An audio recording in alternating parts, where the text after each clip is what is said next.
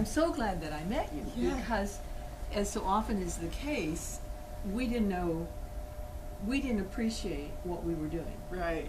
And I was able to see our own library, and the fact that we have archives in our basement there, and then the ELCA offices in Chicago. Right. And so I called them and I told our own library, and they said, "Oh, University of Iowa Women's archives are oh, well, we should have that too."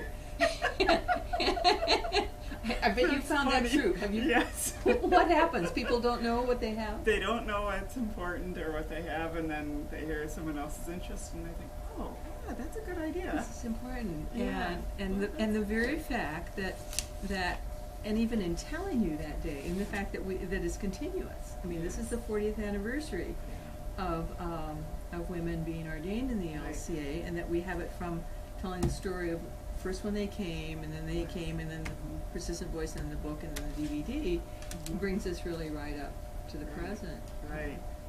So the ELCA archives do they have any of your newsletters or anything like that? They do now. Good, good. I sent them. Well, and we have a woman in Chicago that works with women's issues and helps us work on equity issues for women and men. And so she said, send it to me, and then I'll also get it into the archives.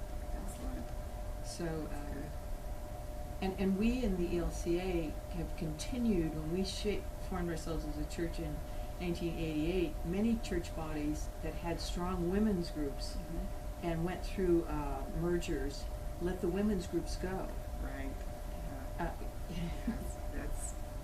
And that has negative consequences. Yeah. You know, it's like, oh, we're all done with that. We have Yes. nothing left to do. We're finished with that.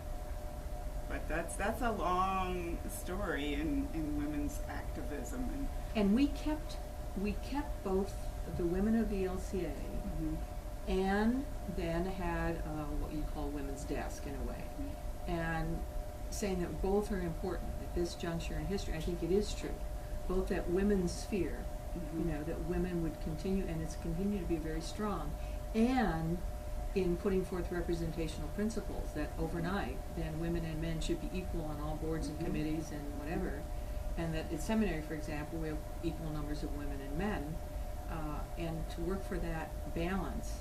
There are many divinity schools and seminaries where we have now more women than men, or some graduate schools now, Right. some programs, more women than men, and that's not my goal. Right. I mean, I would like there to Right. be more equal numbers. Yeah. So you showed Yes. it. Well, and women's history has had that. You know, people think, well, early on people thought, well, women's history is something we need to do now because women were left out of history, but someday we won't need to do it. But I think it's as vital as ever and as necessary as ever.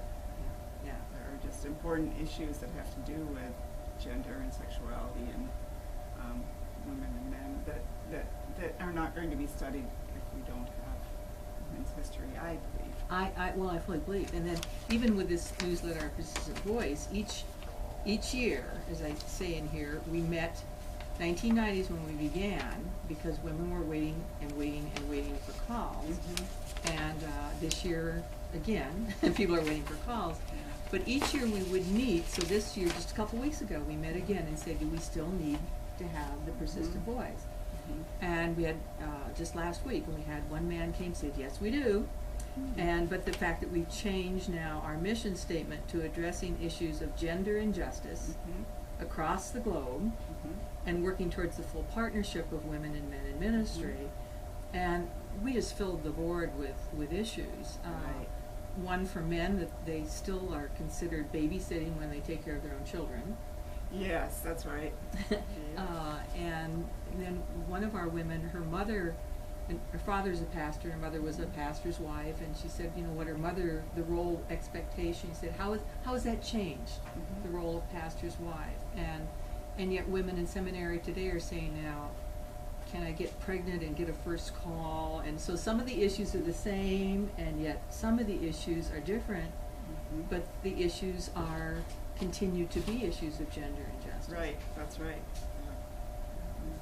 And I mean, I'm guessing that's true in other professions too. Absolutely. So. And I love the name, the person.